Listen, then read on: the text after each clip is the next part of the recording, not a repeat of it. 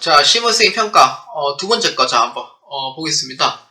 자, 21번부터 35번까지 해당하는, 문제이고요. 자, 한번, 보겠습니다. 자, 21번. 영수증 수치 명세서 조회입니다. 자, 여러분, 영수증 수치 명세서. 자, 클릭합니다. 재무회계 쪽, 결산 재무제표 1에 있습니다. 자, 영수증 수치 명세서 1번에 이제 보시면은요, 우리가 2월 15일자에 입력을 했는 비둘기 마트에 대한 내용건이 존재합니다. 그래서 이제 제가 요거는 따로 동영상 풀이는 하지 않아요. 그래서 1-1번에 우리가 이제 입력을 이렇게 이제 해놨어야 되는 문제이고요. 그래서 21번란에 보시면은 명세서 제출 대상 금액은 얼마입니까? 라고 물어보잖아요. 그래서 명세서 대상 대상은 영수증 수치 명세서. 자, 1번으로 보셔야 됩니다. 자, 그렇기 때문에 영수증 수치 명세서 1에 자, 클릭을 해서 불러오기를 해줍니다. 자, 불러오기 안 해주신 분은 불러오기 해주면 돼요. 그래서 명세서 제출 대상 금액은 얼마냐면은 총 3건에 해당하는 83만 5천원에 해당이 됩니다. 그래서 명세서 제출 대상 금액은 83만 5천원이 됩니다. 그래서 문제 1-1번에 우리가 비둘기 마트 입력한 후에 해당하는 금액으로 보시면 됩니다. 자, 그 다음, 자, 22번부터 25번까지는 1월계표 조회를 통해서 한번 조회하겠습니다. 자, 여러분들 전표 잔고 관리에 1월계표 자, 클릭합니다. 자, 봅시다. 자, 1-4분기에 발생한 복리후생비는 얼마인가? 입니다. 1회 3월달까지입니다. 자, 복리후생비 제조를 의미를 합니다. 그래서 복리후생비 제조니까 제조원가 쪽에서 이제 봐야 되고요. 이제 내려보시면은 제조원가 보시면은 농업비, 제조경비 이렇게 있죠. 복리후생비 여기 있습니다. 얼마냐면은 160만원입니다. 자, 여기에 확인할 수가 있습니다. 판관비 물어보는 게 아니에요. 자, 이 160만원이 이제 어디에 입력된 건지 한번 확인해 볼까요? 자, 보시면은 2월 15일자에 해당하는 분기입니다. 자, 요거에 대한 분기이고요. 10만원으로 처리한 비둘기 마트에 대한 문제입니다. 그래서 요거는 문제 1-1번에 해당하는 문제로 이제 확인해 주시면 되고요. 그래서 이 금액을 입력해야지 정확한 금액을 조회할 수가 있겠습니다. 자, 계속해서 자, 23번입니다. 보험료 판관비는 얼마인가? 입니다. 자, 판관비는 밑에 보시면 있고요. 그래서 밑에 보험료를 보자니 여기 있습니다. 자, 발생한 보험료는 얼마냐면은 총 89만 6천원이 됩니다. 그러니까 총기를 보셔야 돼요. 대차 현금 따라 보시면 안 돼요. 총기를 보셔야 되는 겁니다. 얼마냐면은 89만 6천원 이렇게 보시면 돼요. 그래서 여기에 이제 어떤 분기냐면은 자, 문제에 보시면은 교보생연보에 대한 문제가 있죠. 요거에 대한 내용입니다. 우리가 아까 문제 1-3번에 해당하는 문제이고요. 1-2번에 해당하는 문제이고요. 그래서 보험료 장기성 예금 우리가 입력했는 문제가 됩니다. 그래서 이 문제를 입력을 해야지만 1회 3월달까지 정확한 금액이 나오게 됩니다. 그래서 얼마냐면은 89만 6천원이 됩니다. 자, 그 다음 24번입니다. 24번은 2-4분기에 대해서 조회하는 문제고요.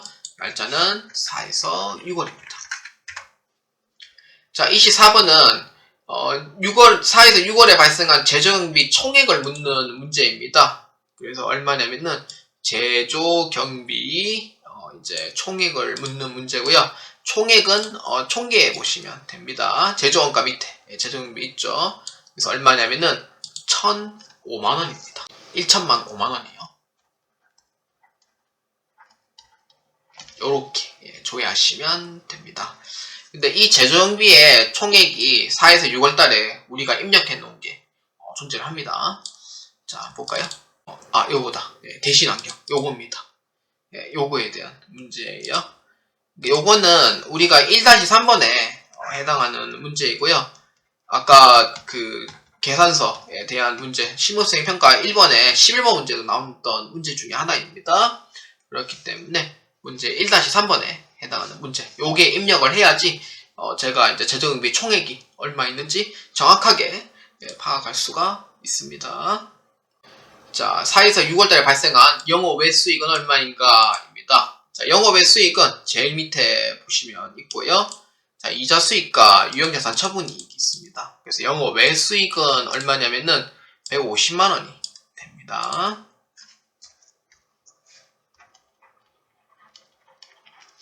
이렇게 돼요. 그래서 우리가 입력을 했는 이자 수익과 유형자산 처분이익인데, 이자 수익은 제가 입력한 바가 없고요. 유형자산 처분이익은 제가 입력한 바가 있습니다. 그래서 요거는 어떤 문제냐면은, 자, 유형자산 처분이익 볼까요? 자, 복사기 있죠? 중고나라, 요거 기억나실 겁니다. 문제 2-1번에 해당하는 문제입니다. 그래서 요거를 입력을 해야지 유형자산 처분이익이 정확히 나와야지 150만원이 확인이 됩니다. 자, 26번은 거래처 원장 조회. 자, 클릭합니다. 자, 거래처 원장. 자, 클릭합니다. 자, 12월 말 현재 국민은행의 보통예금 잔액은 얼마인가 입니다. 1월 1일부터 12월 말까지고요. 보통예금으로 해서 국민은행 이렇게 치시면 됩니다. 자, 국민은행으로 우리 친 게 몇 건 정도가 있어요. 자, 그래서 잔액은 얼마냐면은 193-250-000이 정답이 됩니다. 자, 이렇게 되고요. 근데 이제 여기에 보시면은 우리가 입력해 놓은 게 솔직히 저도 이게 다 파악은 안 되는데 하나하나씩 다 요 중에 하나 있네. 예. 그러니까 194-25000 중에 하나가 어떤 거냐면 첫 번째는 3월 1일자에 입력을 해 놓은 그 보험료, 그러니까 장기성 그 예금에 대한 문제. 이제 여기 첫 번째가 되고요. 우리가 입력을 했는 요 복사기, 요거에 대한 얘기죠. 여기 두 개가 나왔었거든요. 그렇기 때문에 제 2번, 3-1번 아니고 1-3번이죠. 여기 다음에 2-1번 입력을 해놓은 거. 요거는 복사기, 이제 처분에 대한 문제죠. 그래서 요 두 가지가 그 국민은행 쪽으로 입력을 하는 문제가 됩니다. 그래서 요게 정확히 맞아야지 잔액이 193-250이 정확히 나온다. 이렇게 파악할 수가 있습니다. 자, 27번, 28번은 학계자료 시산표에서 조회합니다.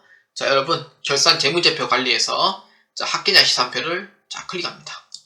자, 28번 두가 똑같습니다. 4월 말 투자자산 금액은 얼마인가? 28번은 미지급금 잔액은 얼마인가? 입니다. 날짜는 4월 말로 하고요. 이제 하단에 보시면은 투자자산에 해당하는 금액입니다. 자, 4월 말 투자자산 금액은 얼마냐면은 95540-000이 정답이 됩니다.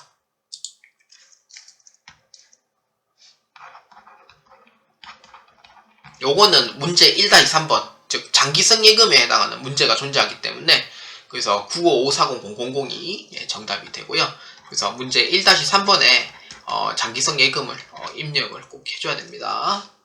이제 밑에 보시면은 미지급금 잔액은 얼마인가 라고 되어 있잖아요. 그래서 미지급금의 잔액은 조금 더 내려보겠습니다. 자, 미지급금 잔액은 얼마냐면은 요렇게 보시면 돼요. 2,929만 5천원이 됩니다. 그래서 미지급금 잔액은 2,929만 5천원 요렇게 정답이 됩니다. 그래서 이제 미지급금에 이제 해당하는 금액이 되고요. 그래서 이 미지급금에 해당하는 거래를 이제 한번 보자면은 몇 개 있을 거예요. 자, 보니까 대신환경, 그렇죠. 대신환경에 해당하는 우리가 그 수수료 비용에 입력을 했는 문제 1-3번에 해당하는 문제가 되고요. 그 다음에 없네요. 요거밖에 없네. 예, 문제에서 보시면은 1-3번에 해당하는 문제입니다. 27번 아까 문제 1-2번에 해당이 되죠. 그래서 문제 1번에 해당하는 부분이 그러니까 미지급금 따로, 장기보험료 따로, 보험료 따로, 뭐 따로 나오는 거죠. 다 입력해 놓은 게 하나하나가 다 점수가 1점이고 2점이고 그렇게 된다는 거예요. 그렇기 때문에 점수 배점은 이렇게 이제 보시면 되고요. 자, 그 다음에 29번입니다. 자, 손익계산서 조에 이제 해당이 되고요. 자, 봅시다. 단기에 발생한 이자 수익은 얼마인가? 입니다. 자, 손익계산서. 자, 클릭합니다. 자, 날짜는 12월이고요. 이자 수익 찾아줍니다. 영업 외수익에 존재합니다. 자, 이자 수익은 얼마냐면은 281만원이 됩니다. 그래서 얼마냐면은 281만원으로 보시면 됩니다. 요건 어떤 문제냐면은 1월 1일자에 해당하는 우리가 이자 수익으로 처리를 해야 될 문제가 있습니다. 그래서 문제 3-1번에 해당하는 수동분계를 입력을 했을 때 1-1번으로 옮겼을 때 25만원을 포함을 해서 총 잔액이 281만원이라는 걸 확인할 수가 있습니다. 자, 30번, 31번, 32번부터 해서 저 끝까지 35번까지는 재무상태표에서만 자, 한번 조회해 보도록 하겠습니다. 자, 여러분들 재무상태표 자, 클릭합니다. 자, 30번, 31번, 32번 자, 여기 3개를 한 세트로 한번 보도록 합시다. 자, 9월 말 기계장치의 장부금액은 얼마인가 입니다. 자, 9월달이고요. 기계장치 자, 한번 봅시다. 자, 장부금액은 얼마냐면은 기계장치의 장부금액은 감가상각 누계액 없이 9,750만원이 9,750만원 요렇게 해주면 됩니다. 근데 여기서 이제 9,750만원이라는 게 이제 보시면은요, 딱히 뭐 우리가 입력해 놓은 건 없거든. 입력해 놓은 게 있다고 하면은 기계장치를 우리가 구입해 놓은 문제가 존재를 했었거든요. 그러니까 이 문제가 9월 30일자 이제 분계인데 문제 2-3번에 해당하는 내용입니다. 그래서 2-3번 같은 경우에는 첫 번째는 기계장치를 이렇게 해서 이제 구입을 했어요. 그러니까 2,500만원 짜리를 구입을 했죠. 그 다음에 이제 두 번째는 그 부가세에서 이제 공제가 안 되는 부분에 이제 안분계산을 우리가 치러줬잖아요. 그래서 50만원만큼은 그 이제 도로 이제 뱉어야 되니까 이제 불공제시키기 위해서는 기계장치에 다시 이제 도로 포함을 해야 됩니다. 그래서 이게 두 가지 사항이 들어가야지 이 잔액이 9,750만원이라는 걸 확인할 수가 있습니다.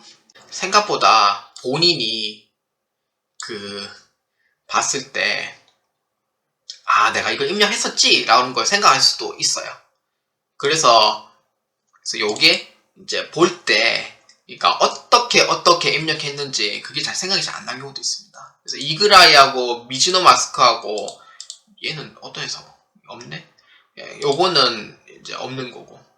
그래서 요런 거 자체에 이제 봤을 때는 이미 입력돼 있고 대형 기계하고 밑에 이제 그 대형 기계 두 개, 요 대형 기계거든요. 요거 같은 경우에는 이제 우리가 그러니까 제가 직접 입력해 놓은 거고 2-3번에 그렇게 이제 보시면 됩니다. 자, 그다음 자 31번입니다. 12월 말 선급비용 잔액은 얼마인가? 입니다. 자, 12월 31일이고요. 선급비용, 자, 클릭해줍니다. 자, 선급비용은 유동자산이 있습니다. 54만 4천원이 됩니다. 자, 이 문제는요, 문제 3-2번에 해당하는 문제입니다. 2번이야. 3-1번이죠. 3-1번에 해당하는 두 번째 라인 해당이 되고, 그래서 4개월 치는 비용이지만, 내년도에 해당하는 8개월 치는 비용에서 제외를 시켜준다 했잖아요. 그래서 그 54만 4천원이 비용에서 이제 제외되는 금액이 됩니다. 그래서 선급 비용은 54만 4천원이 이렇게 이제 됩니다.